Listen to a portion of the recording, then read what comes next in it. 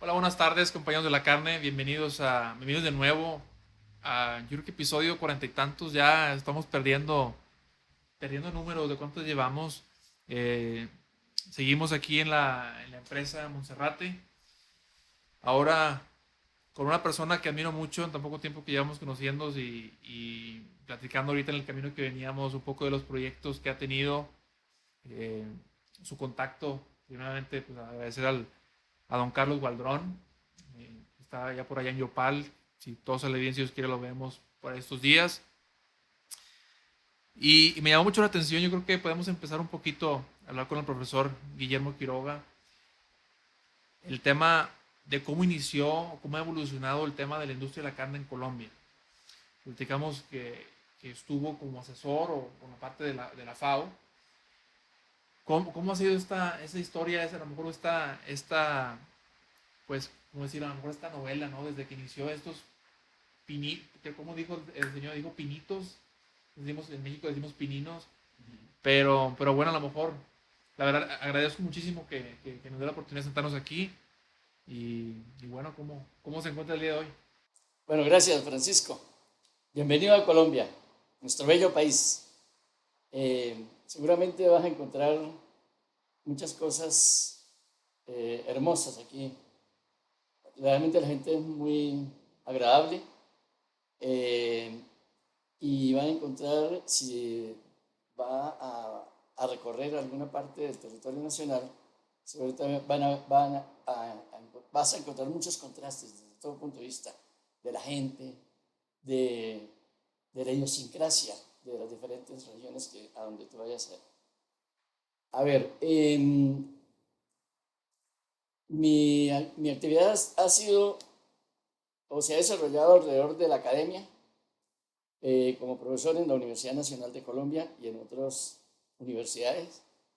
Eh, He trabajado bastante en la parte de la extensión, la investigación también. Y en lo que concierne a la extensión, eh, para mí fue muy grato poder incursionar en toda la articulación desde mi punto de vista debería tener la universidad, que vincularse con el sector productivo. Claro, eso nos trajo problemas al interior de la universidad, porque en un comienzo, o cuando yo empecé a trabajar en la universidad como docente, se creía que el docente era únicamente eh, la, la academia, la parte del tablero, no había mucho computador, y la investigación. Después la universidad despertó y se dio cuenta que tenía que articularse con el sector productivo para poder cumplir una buena misión. Entonces ya pasamos a ser profesores de primera línea, como se dice.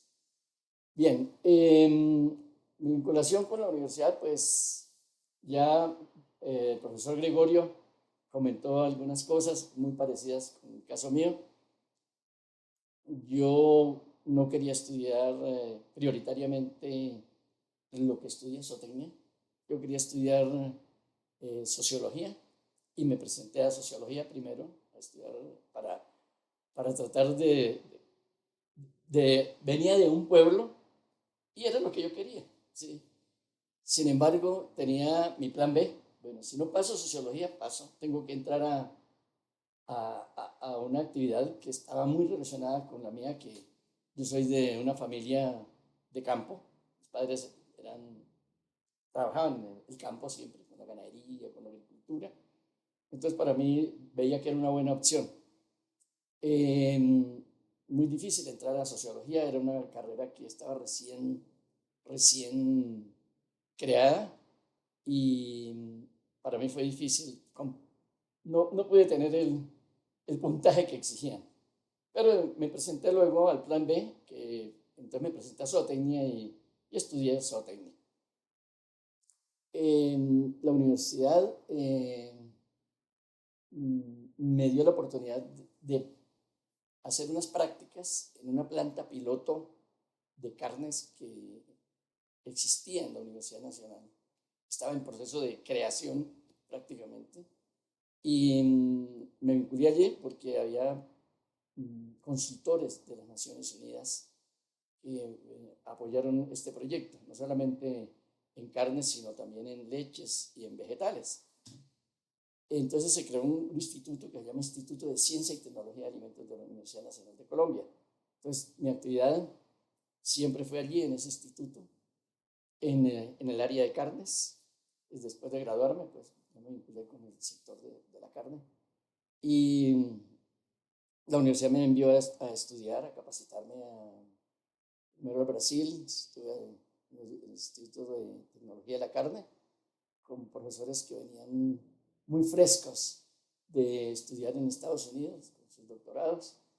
Y luego de allí trabajé un poco lo que es el procesamiento de carnes y aprovechamiento de subproductos de matadero y la parte del beneficio de animales, el sacrificio, el faenado.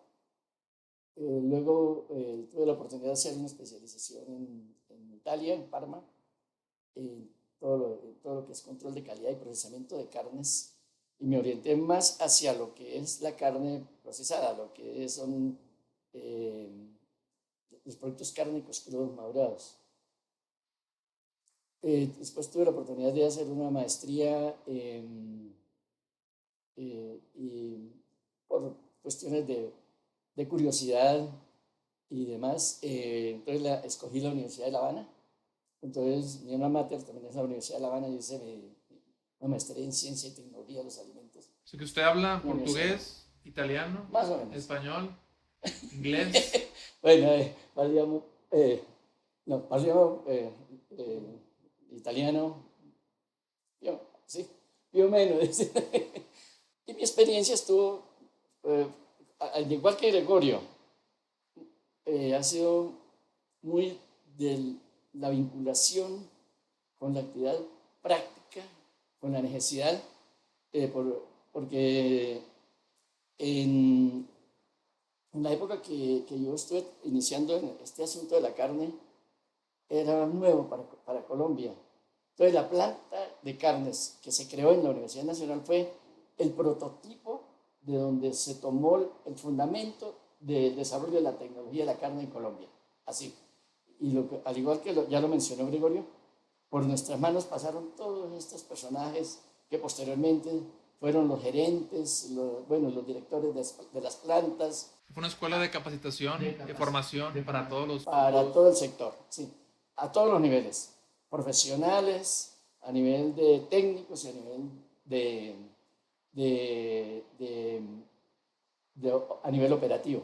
Entonces nosotros íbamos a poner en marcha plantas, asesorábamos el diseño, la construcción, la operación, y poner en funcionamiento las plantas de beneficio en Colombia.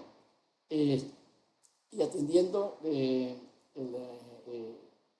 lo que tú dices, sí, el sector de la carne durante mucho tiempo estuvo muy relegado, ¿cierto? El nivel tecnológico muy bajo, en conocimiento, en la capacitación del personal que trabajaba en estos establecimientos. Las plantas de beneficio fundamentalmente estuvieron bajo la responsabilidad de las administraciones municipales, entonces eso que generalmente era muy mal manejado con criterios politiqueros y realmente desde el punto de vista de la calidad, de la inocuidad del producto, se conocía muy poco y se aplicaban muy pocos fundamentos alrededor de esto.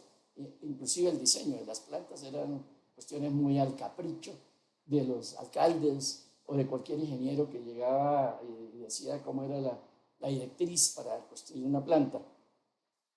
Entonces en Colombia existían casi tantas plantas de beneficio como municipios. Entonces se hizo una investigación, yo tuve oportunidad de participar en esta investigación, de procesar inclusive la información con el INVIMA, que es el Instituto de Vigilancia de Medicamentos y Alimentos, que se ocupa de la inspección, vigilancia y control de los alimentos en Colombia. Y se detectó el número de plantas de beneficio y, claro, en apariencia, porque sabíamos que existía un alto grado de animales que eran beneficiados en forma clandestina y aún todavía existe ese sistema de trabajo en el país. Bueno, entonces ya a través de de la exigencia que se tuvo por parte del Ministerio de Salud y del INVIMA, el Instituto de Vigilancia de Alimentos, entonces ya se empezó a hacer toda una transformación de lo que es la aplicación de lo que es la calidad y las buenas prácticas de manufactura y el sistema de HACCP, de análisis de peligros. A estandarizar un poco los procesos. Y entonces ya hubo unas exigencias y en este momento ha evolucionado bastante el sistema y estamos en una mejor condición, digamos, desde el punto de vista de lo que es calidad e inocuidad. Sin embargo, la problemática es bastante grande en el país y exige bastantes correctivos también. Mencionó el término beneficio. Yo creo que venimos platicando ahorita en el camino para acá de cómo fue ese cambio o sea, el término que utilizaban aquí en Colombia era el término de matadero, el término de una unidad de sacrificio de ganado, o sea, bovino, porcino, ovino.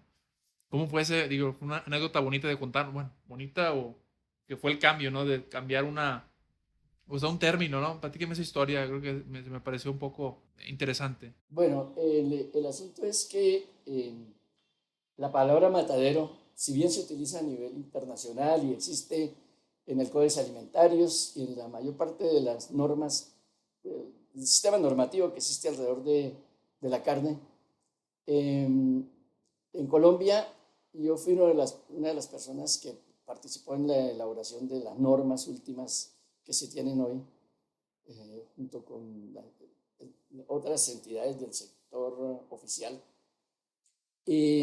Personalmente yo veía como la palabra matadero estaba muy relacionado con lo que es el sacrificio, no solamente de animales, sino de las personas también, ¿cierto? Porque inclusive yo tuve que dirigir una investigación aquí en Colombia y en el departamento de Cundinamarca para identificar el estado de esos mataderitos en todos los municipios del departamento, que eran 116 municipios. Entonces hicimos la investigación con la Universidad Nacional de Colombia, yo fui el director del proyecto, del estudio, y yo iba a municipios donde, por ejemplo, por cuestiones de orden público, me paraba el ejército y me preguntaba qué hacíamos. Entonces hablaba que estábamos haciendo un trabajo alrededor de los mataderos para mejorar las condiciones y articular municipios para hacer proyectos comunes. Y entonces ellos decían casi siempre, no, vaya, allá abajo hay un buen matadero. Anoche mataron a tantas personas allá en ese sitio. ¿Sí? Y una anécdota que tengo muy interesante es que yo trabajé con la FAO como consultor durante muchos años y uno de mis jefes, uno de los proyectos en la República del Ecuador, mi jefe, que era un español, que tenía su sede en Roma. ¿Cómo se llama? José Luis García de Siles.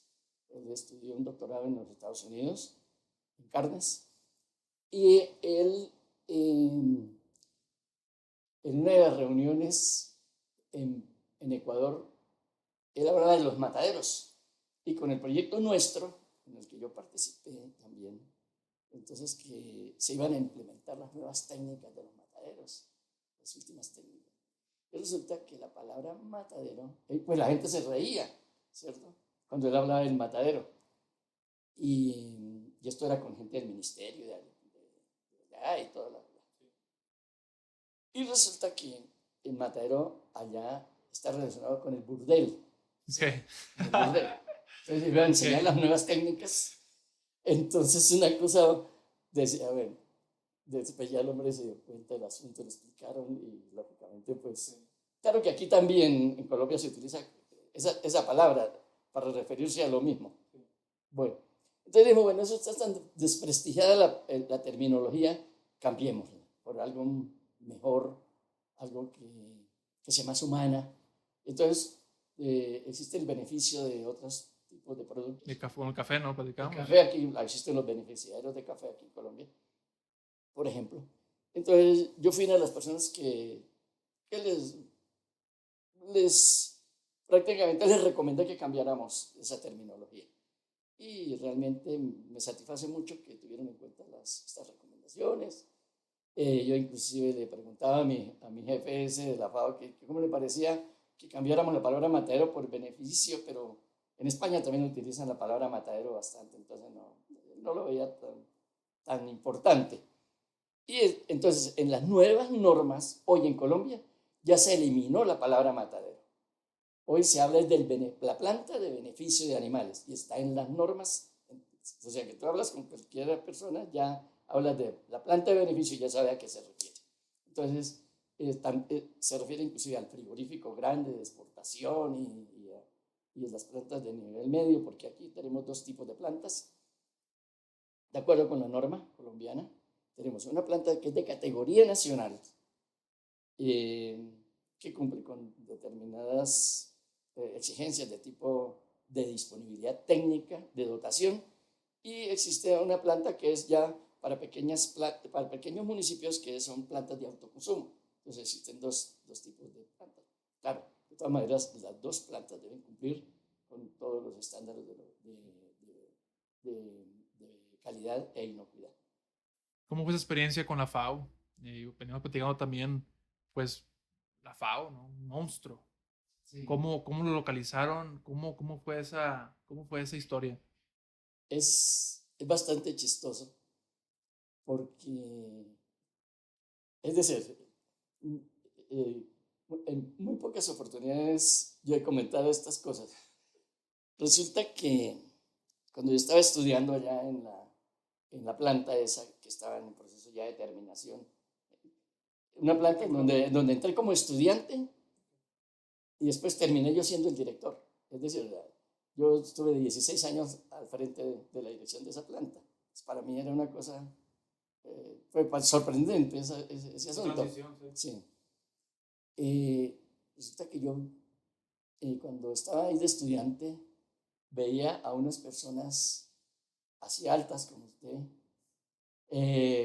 eran de ojos claros, monos, y casi no hablaban ni el español, ¿no? Entonces venían de Canadá, de Estados Unidos, de Dinamarca y de otros países, y los llamaban consultores de la FAO. Entonces yo como estudiante un día dije, caramba, pero uno chiquito, bajito, feíto, uno no puede ser consultor de la FAO también. ¿Qué se necesita para hacer eso? Para llegar a ser un tipo de eso. Además, eran palabra de Dios. Lo que ellos decían era lo máximo, lo non plus ultra, ¿cierto? Las que se las sabían todas. Pero ¿cómo? Y yo era estudiante hasta ahora. ¿Ya se había ido a Cuba? ¿Ya estaba de regreso de Cuba o todavía no se había ido a La Habana? No, yo era estudiante. No me había graduado como zootecnista. Estaba haciendo una práctica de pasantía en la planta esa, que después donde fui el docente, pues, ahí en esa planta. Entonces yo dije, bueno, no podrá ser uno. Y hay una cuestión que se llama la ley de la intención y el deseo, ¿cierto? Y dije, bueno, si yo quiero, yo puedo, ¿cierto? Y empecé a maquinar eso. Y dije, no, yo algún día voy a ser consultor voy a hacerlo. Y ya en el año, en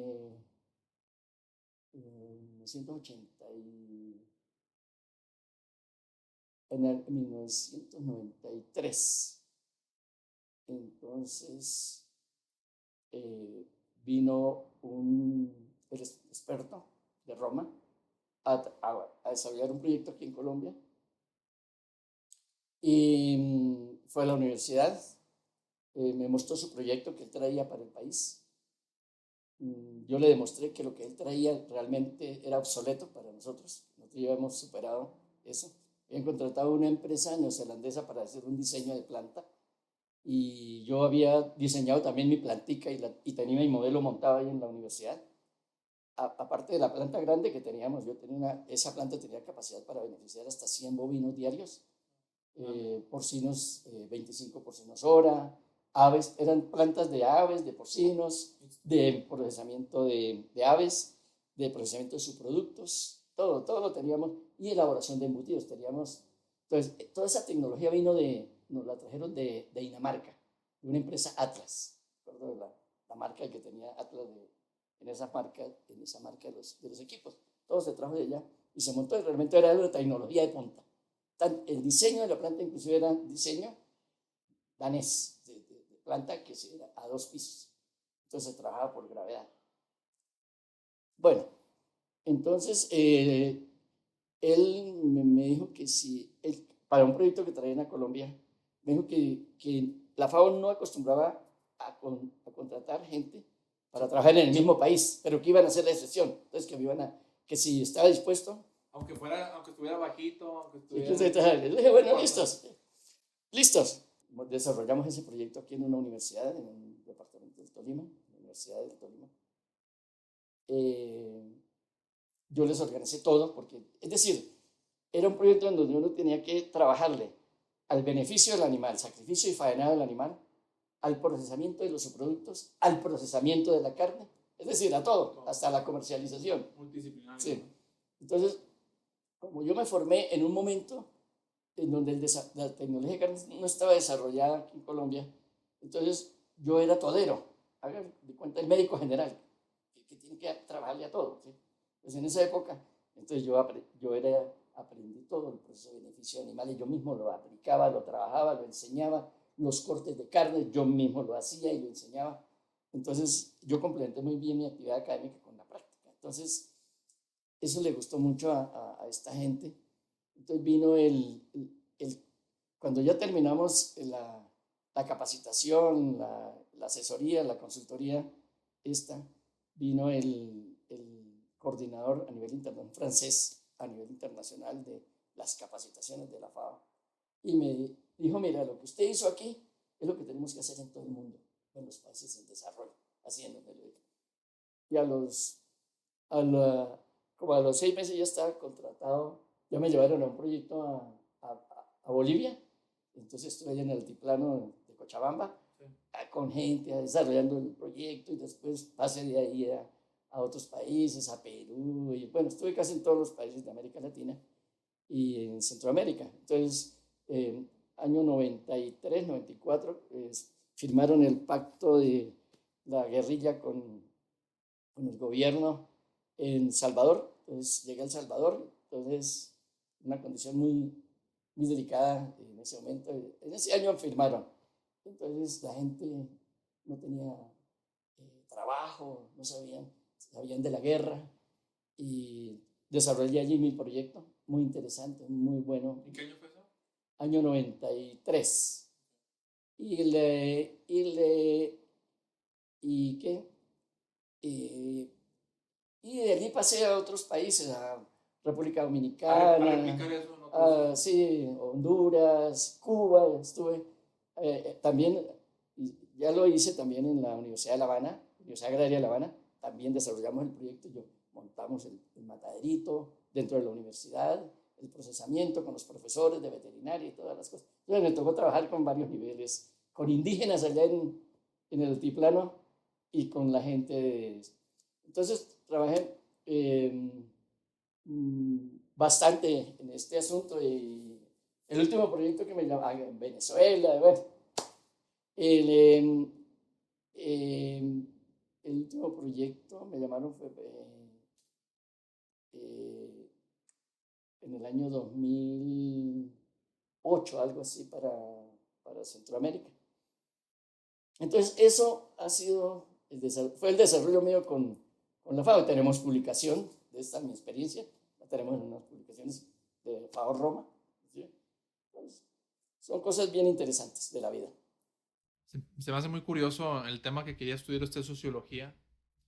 Y digo, no, a lo mejor traía usted ese llamado, ¿no? A lo mejor traía ese interés de estudiar, pero no cree que se juntó algo de a lo mejor desde esa pasión que tenía por estudiar eso y tomar eso que dice, ¿no? Tener la capacidad pues ir a diferentes, digo, aunque seamos latinos, pues en cada zona la gente pues es diferente. Sí. No sé qué opina de eso, si le han hecho esa pregunta anteriormente, o sea, ese tema, porque veo que usted escribe, tiene pues, muchos artículos con la FAO y toda la gente que ha conocido, la gente que pues tiene la capacidad para estar con indígenas, hasta para estar con directores, o sea, eso es, yo creo que es de admirarse. Sí, bien. No, eso es una experiencia. Para mí, realmente, yo quería estudiar eh, sociología o antropología. Se me cumplió la antropología, una hija mía estudió antropología, entonces allá mismo en la Universidad Nacional, entonces bien interesante. A ver, sí, inclusive cuando yo estaba estudiando teníamos materias como antropología, sociología rural y cosas de esas, y para mí era muy interesante esas materias. Y para mí una de las cosas que más me llamaba la atención era la extensión agropecuaria. Articularse uno con las comunidades, con la gente, ayudarle a resolver los problemas y he seguido en esa tónica, realmente. Dice que, bueno, platicamos de eso, de la norma de calidad de canales. Yo creo que estamos entrando a otro tema, pero también me gustaría tocarlo antes de despedirnos. ¿Cómo fue esa experiencia? Digo, para poner un poquito en contexto, pues en México pues está la norma pues ya en efecto, en la 00040, y pues bueno, es para la clasificación de canales en base a la calidad. Platicamos pues desde esa importancia de cómo a lo mejor en Colombia, pues cuál ha sido esa experiencia de, pues de esta, creo que ya me comentó que ya han tenido una experiencia con usted y con el señor Amador pues de desarrollar este programa. Sí, a ver, casualmente una de las cosas que o de los factores que influyeron para mi vinculación con la universidad, porque siendo estudiante, un consultor de la FAO que estaba en la Universidad Nacional me contrató como estudiante para que hiciera una revisión de literatura sobre el tema de clasificación y tipificación de carnes.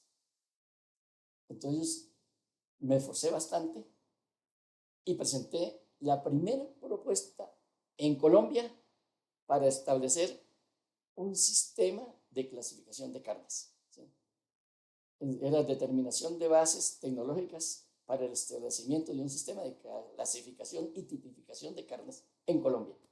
Ese documento yo lo tengo original. Y en eso iba, me imagino que edades, Todo, sexo, ¿no?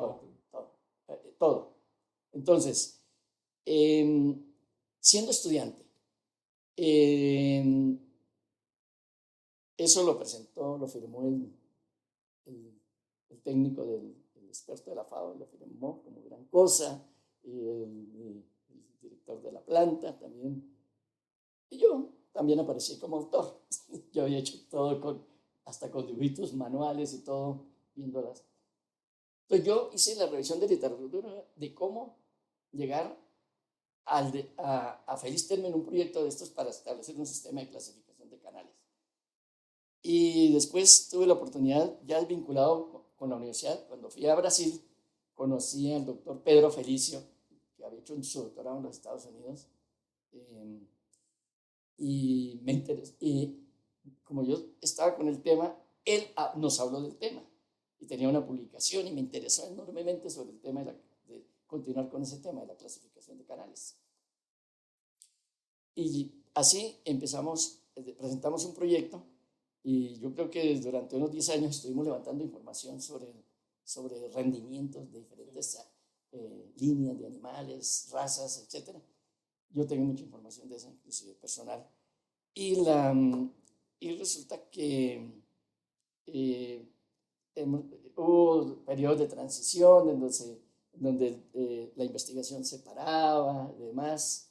Yo tenía un grupo de investigación que me trabajó en la costa atlántica, otro en Medellín, donde estaba el doctor Ignacio Amador. En Bucaramanga tenía otro grupo, eh, en Cali tenía otro grupo para acopiar información. Desafortunadamente yo no pude llegar a término con el proyecto El doctor Amador vino aquí a Bogotá después a trabajar con nosotros en la universidad y, y él continuó con el desarrollo del proyecto. Yo me tuve que ir a trabajar con la FAO, me iba 6 meses y demás. Y, y, eh, y se llegó a terminar el proyecto. Entonces, eh, ese proyecto lo adoptó, se llama Sistema ICTA, o sea, Sistema Instituto de Ciencia y Tecnología de Alimentos, son las siglas, de clasificación de carnes para Colombia, que es la oficial que hay, que es de la que desarrollamos en la Universidad Nacional, en mi instituto. Yo fui director también de ese instituto y fui director de la sección de carnes de ese instituto durante casi todo el tiempo que estuve ahí en la universidad. Y, y resulta que eso lo adoptó oficialmente el Ministerio de Agricultura como Sistema Nacional de Clasificación de Carnes, que es el que existe hoy en Colombia. En forma paralela, entonces, ¿en qué se basa? En lo que se tiene a nivel internacional y se ha trabajado, ¿no? Se sabe. Todo lo que es la conformación, el acabado, el desarrollo óseo, la edad de los animales, todo eso. Color. Bueno, entonces nosotros tenemos un sistema que es por estrellas, 5 estrellas, 4 estrellas, hasta una estrella, dependiendo de la calidad de las canales, combinando edad, pesos, bueno, y otros factores que se tienen en cuenta en esto. También desarrollamos, unificamos el sistema de calidad de cortes de carnes para Colombia. Entonces, personalmente, porque ahí me tocó meterle bastante esfuerzo a este asunto de las carnes, y entonces yo fui a hacer una investigación en las principales ciudades del país para determinar cómo identifican esas carnes, cómo era la denominación de esas carnes. Entonces yo encontraba, o aquí en Bogotá mismo, encontraba para el mismo corte de carne hasta 5 nombres diferentes, y así mismo en las diferentes ciudades. Entonces yo lo que hice fue copiar toda la información de las diferentes ciudades de Bogotá y sacar un común denominador. Y así fue. Entonces sacamos el común denominador porque necesitábamos eso para el mercado externo, para las exportaciones, para el mercado nacional, para volver sano, digamos, el sistema de comercialización, porque se presta a engaño, digamos. Entonces, por ejemplo, un corte que tengo el gusto de decirlo, que yo lo bauticé, y está oficialmente en los afiches y en todo eso, que tú vas a encontrar de los cortes de carne. Entonces, hay un corte de carne que se llama, que nosotros lo llamamos la colita de cadera. Es el tensor de la fascia lata, digamos, la base anatómica. Entonces, en Argentina lo llaman colita de cuadril. Entonces, bueno, entonces yo dije, bueno, si en Argentina lo llaman cuadril, cadera, colita de cuadril, entonces lo más fácil es, entonces yo le puse colita de cadera y así se quedó el nombre. Entonces, ven los afiches por ahí, en las publicaciones. Y está el sistema que nosotros en la universidad definimos para el país, en Colombia, es el que hoy está establecido y se utiliza. No, pues, es que les digo, podemos aquí seguir platicando, conversando por más de 2, 3, 4 horas. Yo creo que estamos a punto de finalizar este episodio. Agradecemos muchísimo su tiempo por darnos este espacio, darnos un poquito de esa experiencia que tiene, que es, pues, muchísima. Yo me siento, la verdad, pues, tratando pues, de lo joven o viejo que soy, tratar de absorber un poco de su conocimiento empírico y académico para poder aplicar, pues, porque es eso, ¿no? Tratar no nada más en Colombia, no nada más en México, es ayudar a la industria cárnica pues, para esos retos que tienen. En 2, 3 días voy a estar platicando con la Asociación Frigoríficos de Colombia, con el señor Álvaro Urrea. Casualmente yo fui fundador y primer director ejecutivo de esa asociación de frigoríficos de Colombia. Ahí estamos conectados. Y precisamente vamos a hablar son cosas pues muy básicas, son fundamentos que son muy básicos, pero a lo mejor muchas veces los hemos visto, pero a lo mejor no entendemos por qué, o cuál es el impacto de eso en la calidad. Y vamos a tomar temas muy, muy prácticos y un poco más de la aplicación de la ciencia cárnica. Y bueno, yo creo que pues de nuevo le agradezco su tiempo y poder a lo mejor seguir teniendo estas conversaciones en alguna otra ocasión. Algo que quiera agregar. Me quedé con una frase que dijo que la ley, la ley de la intención, ¿cómo dijo? La intención y el deseo. Esa me marca porque sí es cierto. Yo siento que algo que te propongas, ya sea un proyecto, ya sea, llámese lo que sea, si tienes la energía, sí, sí, o sea, sí tiene un impacto en lo tangible. Entonces, me escuchan muchos jóvenes en Latinoamérica, pues yo creo que es un buen consejo, ¿no? Que encuentren su pasión, ya sea como usted que fue pues, prácticamente todo, ¿no? De sacrificio, hasta embutidos, pero no precisamente tienen que hacer todo. Puede ser, es que yo quiero enfocarme en embutidos, yo quiero enfocarme en bienestar animal. Pues que si eso es su pasión, pues que le den, ¿no? No sé si tenga algunas palabras o de aliento para los jóvenes que están ya sea estudiando eh, alguna carrera de ingeniería de alimentos o técnica, o ya están egresados y a lo mejor ocupan algo de motivación. Sí, yo creo que uno no se debe dejar creer de lo primero que le digan. Cuando yo cuando terminé mi bachillerato, estaba terminando mi bachillerato, no dan un peso que yo iba a la universidad por cuestiones del pueblo donde vivía, por cuestiones económicas y demás. Terminamos, yo entré primero que los que sí podían entrar a la universidad, ¿sí? Porque yo quería entrar a la universidad y con esfuerzo, como sea, yo entré a la universidad y estudié, porque quise, porque lo quise. Lo mismo, éramos 4 hermanos y los 4 y 3 estudiábamos en la Universidad Nacional en forma paralela, diferentes carreras, de medicina, de economía.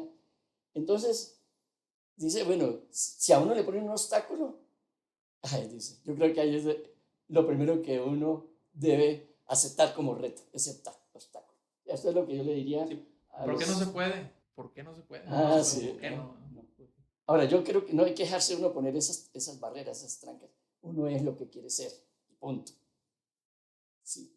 No, pues bueno, ojalá y que eso tan sencillo y tan difícil al mismo tiempo, ¿no? De, pues el por qué no, por qué yo no puedo y lo agarran como palabras de aliento, ¿no? Pues muchísimas gracias de nuevo. Bueno, gracias Francisco. Muy buena el diálogo contigo. Y yo ya estoy casi más allá del bien y del mal en este asunto de las carnes. Ya llevo 16 años pensionado, pero seguimos batallando. Muchas gracias.